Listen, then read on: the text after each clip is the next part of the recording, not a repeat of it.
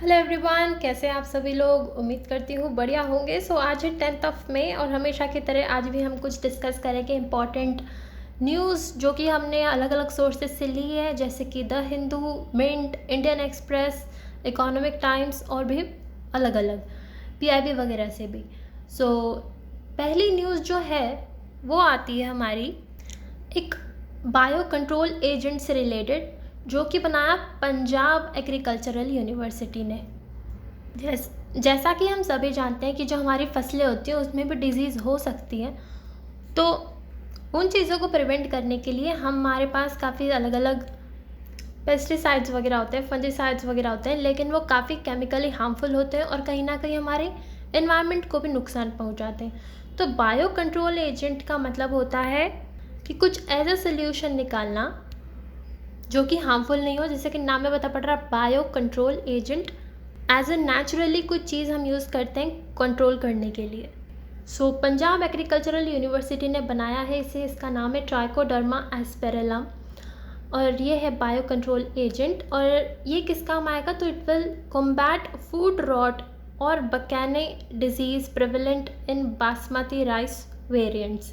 Basmati rice में एक तरीके की डिजीज़ होती है बेसिकली, तो उसी को कॉम्बैट करने में काम आएगा ये वाला हमारा बायो कंट्रोल एजेंट। और इसको रजिस्टर भी कराया गया है central insecticides board and registration committee के पास। और अब क्वेश्चन आएगा फूड रॉट क्या होता है। तो फूड रॉट एक तरीके का फंगल डिजीज़ होता है जो कि बासमती राइस को अफेक्ट करता है एट द सीडलिंग स्टेज।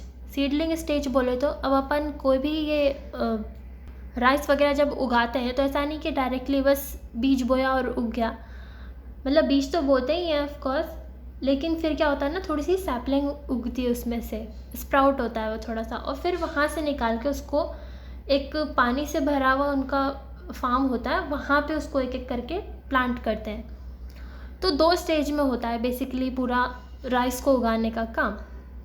तो जो सीडलिंग स्टेज ना, वो पहली वाली स्टेज है जब सीड हम लगाते हैं, बोते हैं। तो मेनली उसी स्टेज पे अफेक्ट करती है ये वाली डिजीज़, और ये फंगल डिजीज़ है। कौन से फंगस से होती है, तो वो यहाँ नाम लिखा है fusarium verticillioides. It is a soil seed borne pathogen which spreads the infection through the root of the plant and eventually to the stem base। Root से स्टार्ट होता है और धीरे धीरे स्टेम पे जाता है। इसमें क्या होता है, सीडलिंग पहले तो पेल येलो कलर की होने लगती है और धीरे धीरे इलोंगेट हो जाती है, उसके बाद ड्राई अप हो जाती है और इवेंचुअली इट डाइज। पीले पड़ के सूख के और धीरे धीरे वो डाई ही हो जाती है, मर ही जाती है। इसी वाले डिजीज़ को कंट्रोल करने के लिए बनाया है ये वो बायो कंट्रोल एजेंट, जो कि बहुत ही बढ़िया बात है, जो कि इन्वायरमेंट फ्रेंडली है। अभी तक क्या करते थे ना, अगर इस वाले डिजीज़ से हमें डील करना है तो उसके लिए ट्राइकोडर्मा हर्जियानम नाम की जो है चीज़ यूज़ की जाती थी। उसके अलावा फंजीसाइड्स यूज़ किए जाते थे जिसका नाम है स्प्रिंट 75WS, कार्बेंडाजिम या मैंकोजेब। ये अलग अलग नाम है। I must be pronouncing them wrong, but हमें स्पेलिंग प्रोनाउंसिएशन इतना ध्यान नहीं रखना है, हमें बस नाम याद रह जाना चाहिए। मगर इनमें दिक्कत क्या थी, जैसा कि मैंने बताया कि ये केमिकल ट्रीटमेंट्स थे, ना कि सिर्फ ये हमारी सॉइल के लिए हार्मफुल थे, बल्कि हम जो अपन जैसे सीधे साधे लोग चावल खाते हैं उनके लिए भी काफ़ी टॉक्सिक थे। इनफैक्ट कार्बेंडाजिम को तो ऑलरेडी बैन ही कर रखा है पंजाब में, क्योंकि उसके काफ़ी इट लीव्स हाई रेसिड्यू, तो खाने वालों के लिए बहुत ही हार्मफुल हो सकता था। और इसीलिए जो नया बायो कंट्रोल एजेंट है वो एनवायरनमेंट फ्रेंडली है और हम ह्यूमंस के लिए भी सेफ होगा। तो काफ़ी बढ़िया बात है भाई, याद कर लेना इसको अच्छे बच्चों की तरह। और बढ़ते हैं आगे।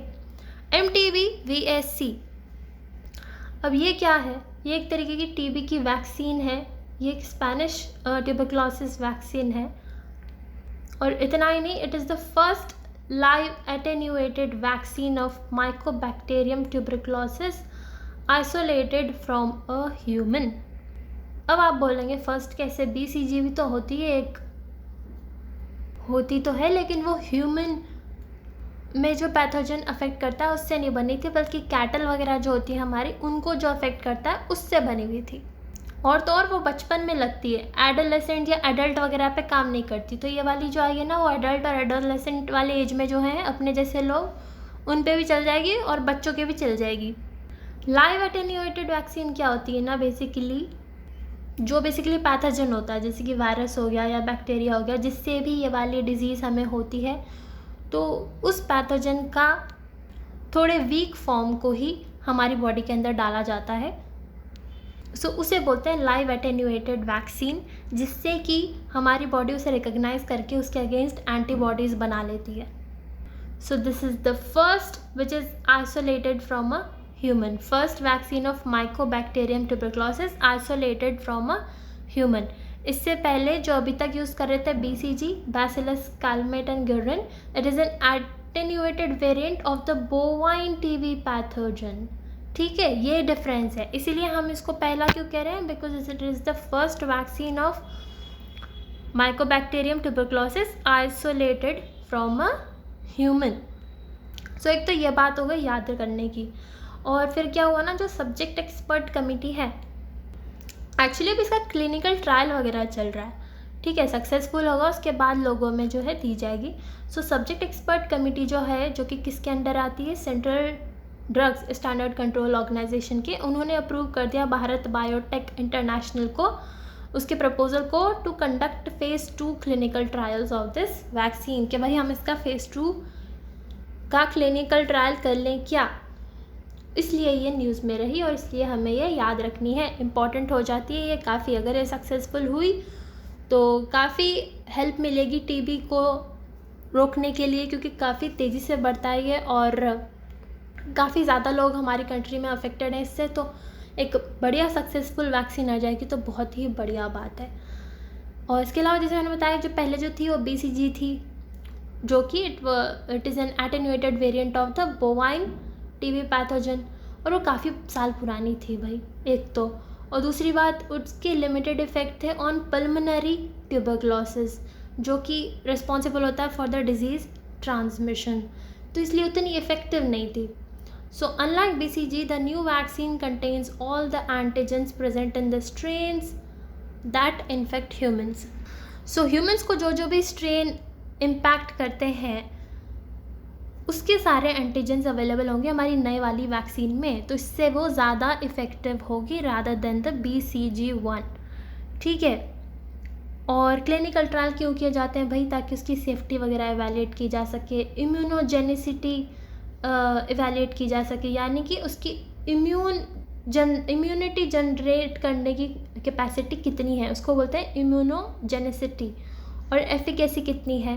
ये सब बातें देखते हैं हम क्लिनिकल ट्रायल में, और वो सक्सेसफुल होता है तभी हम लोगों के लिए यूज़ करने के लिए अलाउ करते हैं। ठीक है, और it is being developed by Spanish biopharma player Biofabri in collaboration with Bharat Biotech. So Bharat Biotech नाम याद रखना है, और Biofabri bio all right. So new vaccine is being developed as a more effective and potentially longer lasting vaccine than BCG। Effective तो होगी ही होगी, साथ में लॉन्ग लास्टिंग भी होगी। It will be for newborn's के लिए तो पुरानी वाली भी थी है ना, but this new one is also for adolescents and adults for whom there is currently no effective vaccine। समझ में आया? Very good. तो अब बढ़ो आगे। अगला आता है वर्ल्ड माइग्रेशन रिपोर्ट। कौन कितना माइग्रेट कर रहा है, क्यों माइग्रेट कर रहा है, कितना कहाँ से कितना अपने घर वालों को पैसा भेज रहा है, सब कुछ इस रिपोर्ट में देखा जाता है। निकालता कौन है, तो इंटरनेशनल ऑर्गेनाइजेशन फॉर माइग्रेशन की रिपोर्ट है, तो माइग्रेशन वाले निकालेंगे, है कि नहीं। उसके बाद इसमें बताया क्या कि एक तो भाई इंडिया वाले दूसरी कंट्रीज़ में तुम्हें काफ़ी मिल जाएंगे, काम करने के लिए जाते हैं, काम ढूंढने के लिए जाते हैं, और वहाँ से काफ़ी बढ़िया पैसा कमा के हमारे देश में भेजते हैं, जिसे बोलते हैं रेमिटेंसेस। ठीक है, वहाँ से कमा के कितना रेमिट कर रहे हैं अपने घर वालों को, कितना रेमिटेंसेस ला रहे हैं हमारे इंडिया में। तो इंडिया तो काफ़ी आगे भाई, कोई आसपास भी नहीं है इंडिया के। इंडिया के रेमिटेंसेस की बात करें तो $111 बिलियन थे 2022 में, पहली कंट्री है जो कि इस थ्रेशोल्ड पे पहुंची है, सारे नेशंस को पार करके इस वाले थ्रेशोल्ड पे पहुंची है इंडिया, और इसके कोई आसपास भी नहीं है, मैं बता दूं आपको, ठीक है। इंडिया के बाद सेकंड नंबर पे मैक्सिको है, फिर चाइना है, फिलीपींस है, फिर फ्रांस है। ये टॉप 5 हैं जिनके पास रेमिटेंसेस आते हैं। और बेसिकली पूरे साउथ एशिया की ही बात करें तो काफ़ी ज़्यादा रेमिटेंस आता है यहाँ से, जैसे बांग्लादेश और इंडिया जैसी कंट्री से काफ़ी लोग बाहर जाते हैं काम वगैरह ढूंढने के लिए, स्पेशली कहाँ पे, मिडल ईस्ट में, है ना। So India also stands out as the origin of the largest number of international migrants globally. हम सिर्फ रेमिटेंस बहुत ज़्यादा नहीं भेजते हैं, हम खुद भी बहुत ज़्यादा लोग भेजते हैं यहाँ से, ठीक है। मतलब बहुत ज़्यादा हमारे यहाँ से इंटरनेशनल माइग्रेंट्स जाते हैं, सिर्फ जाते नहीं और आते भी काफ़ी हैं। मतलब आने में फर्स्ट नंबर पे नहीं है, हालांकि हम थर्ड पे आते हैं। मतलब बाहर से जो हमारे यहाँ लोग आते हैं उसमें हम 13th पे हैं, नॉट थर्ड पे, 13वें नंबर पे हैं as a destination country for international migrants. और India has a slightly higher share of female immigrants than males. बाहर से जो लोग आते हैं उसमें थोड़ा फीमेल्स का शेयर ज़्यादा है इंडिया में। और रिस्क की बात करें, माइग्रेंट वर्कर्स क्या क्या फेस करते हैं, मतलब हमारे यहाँ से सदर्न एशिया से जो बाहर जाते हैं लोग काम वगैरह की खोज में, उनके रिस्क भी काफ़ी होती है। पैसा तो कमाते हैं हालांकि, मगर काफ़ी कठिनाइयाँ भी होती हैं, जैसे कि जेनोफोबिया। किसे बोलते हैं xenophobia? Basically fear of strangers या फियर ऑफ आउटसाइडर, क्योंकि वहाँ के लोग कभी कभी पसंद नहीं करते हैं हमारे यहाँ के लोग वहाँ पे जाके जॉब करें, तो उनकी जॉब कम होती है, तो उस हिसाब से थोड़ी वो पसंद नहीं करते बाहर के लोगों को, तो वो सब उन्हें झेलना पड़ता है। उसके बाद फाइनेंशियल एक्सप्लॉयटेशन हो गया, high migration cost, work place abuse हो जाते हैं। तो ये कुछ रिस्क मेंशन किए जो कि फेस करते हैं हमारे यहाँ के लोग। और गल्फ स्टेट एक मेन डेस्टिनेशन रहा फॉर माइग्रेंट वर्कर्स की बात करें तो मेनली यहाँ प्रेफर करते हैं, जैसे कि from India, Bangladesh, Kenya, Ethiopia, ऐसे अलग अलग कंट्रीज़ हैं। और कौन से सेक्टर्स में जाते हैं? मोस्टली कंस्ट्रक्शन हो गया, हॉस्पिटैलिटी हो गया, domestic work, retail, security etcetera. सबको पता होता है ये तो, है ना।